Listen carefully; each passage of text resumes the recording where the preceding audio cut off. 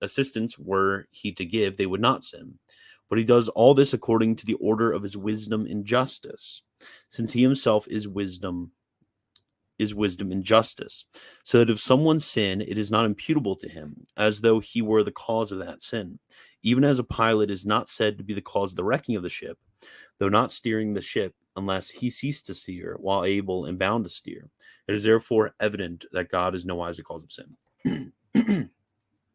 And to explain how he is not indirectly the cause of sin, because this would seem to reject his universal causality, but it doesn't. And the reason is because when it comes to indirectly causing sin, and this shows up in the Ezekiel 3:18 quote, is there is some obligation that is present with this, and this also shows up in the example with the pilot of the ship.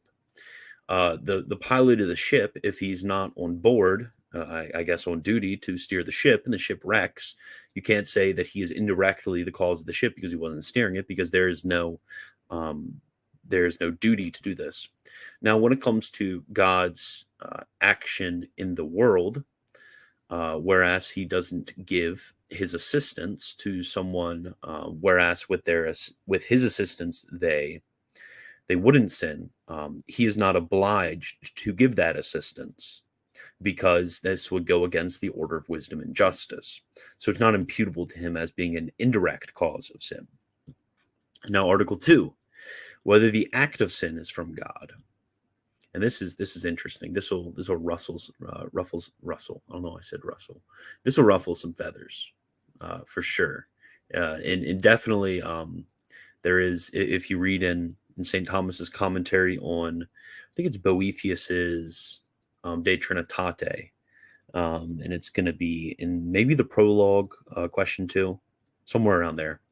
But he'll talk about hiding things from the layman by using complicated terms and such, so that the ordinary person cannot understand, and then wrest it to their destruction. I wouldn't go around, and all that's to say, I wouldn't go around saying that the act of sin is from God, even though technically, yes, that's true. The act of sin is from God.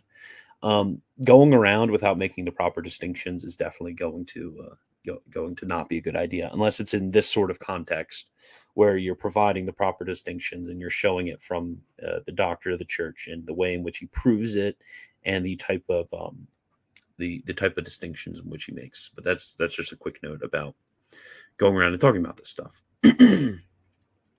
So whether the act of sin is from God. On the contrary, the act of sin is a movement of free will. Now, the will of God is the cause of every movement, as Augustine says. Therefore, God's will is the cause of the act of sin. This is pretty basic. God is the first mover, and he is the cause of every movement. The act of sin is a movement. Therefore, God must be the cause of the act of sin.